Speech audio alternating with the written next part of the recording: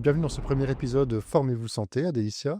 Dans ce podcast, nous allons parler des pratiques alternatives dans le milieu médical. Donc, on va aborder trois thématiques, la réflexologie, l'aromathérapie et l'hypnoanalgésie. Donc, ce sont des méthodes complémentaires, mais qui ne remplacent pas un traitement médical, mais ça peut améliorer la vie des patients. Donc, j'accueille Adélicia, Adélicia qui est formatrice, praticienne en bien-être. Et voilà, Adélicia, je vais te laisser te présenter. Qui es-tu? Quel est ton parcours? Qu'est-ce qui t'a amené à être praticienne puis formatrice?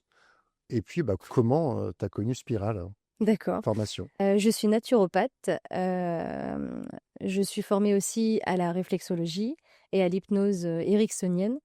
Mon parcours débute dans la fonction publique territoriale, où j'ai exercé plusieurs années, mais je sentais que ce n'était pas ma voie. J'avais besoin de plus de liberté, de pouvoir créer, transmettre, et aussi exercer un métier qui était, en accord à mes valeurs. Donc je fais le choix de me former à la naturopathie, une pratique que j'utilise déjà quotidiennement. Et puis la réflexologie et l'hypnose viennent compléter ma boîte à outils pour accompagner mes clients de manière globale. Et dans ce souhait de transmettre, je me tourne vers la formation professionnelle et c'est là où tu interviens, Thomas, où tu me contactes, via les réseaux.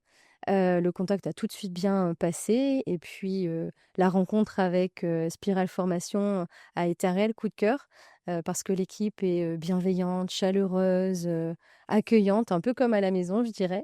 C'est ça. Et cette ambiance, voilà, m'a beaucoup plu, une ambiance authentique et bienveillante. Ok, écoute, on est ravis de travailler avec toi. Et puis bon, c'est aussi pour ça que tu es là, parce que tu es une de nos expertes sur ce domaine.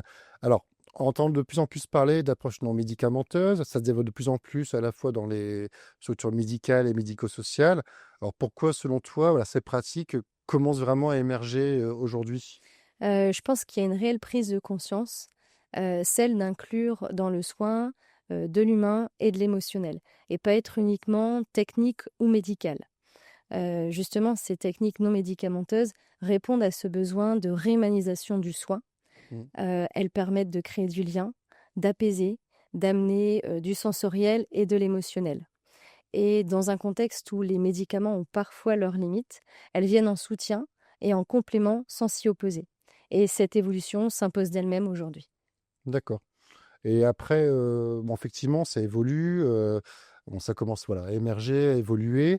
Alors, parfois, il y a encore, voilà, des réticences sur ces approches. Alors, est-ce que tu as pu détecter des freins, justement, chez les professionnels, notamment chez les soignants, et comment tu gères ça, on va dire?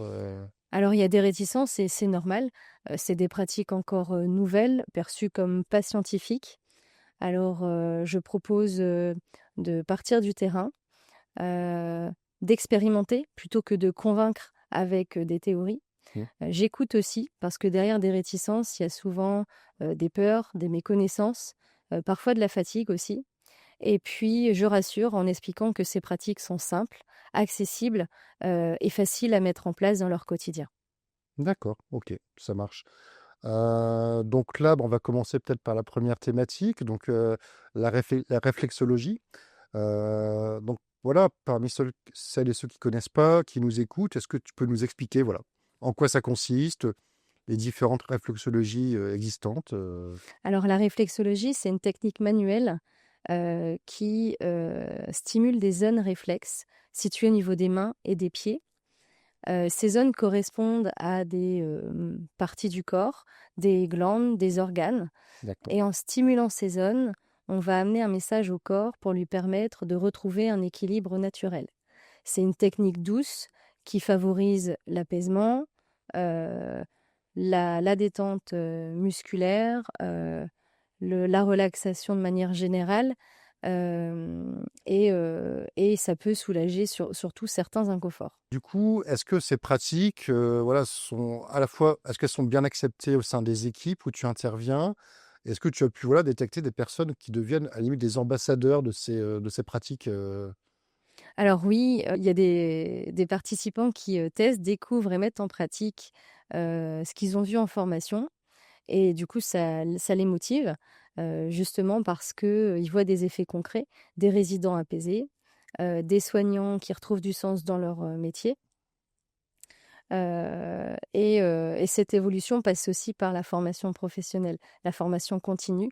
Plus on forme, plus les soignants se sentent légitimes à intégrer ce genre de pratique dans leur quotidien. Alors on parle souvent donc, de réflexologie, donc soit palmaire, soit plantaire.